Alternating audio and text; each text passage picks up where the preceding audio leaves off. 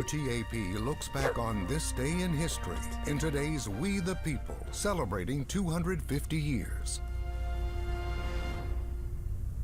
On this day in 1924, Ohio-based football teams held their first meeting in Canton to start a professional football league.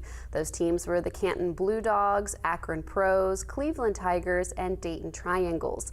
The league was named the American Professional Football Conference. About a month later, a second meeting was held approving several more teams, and the league name was changed to the American Professional Football Association. 2 years later, the APFA became the National Football League.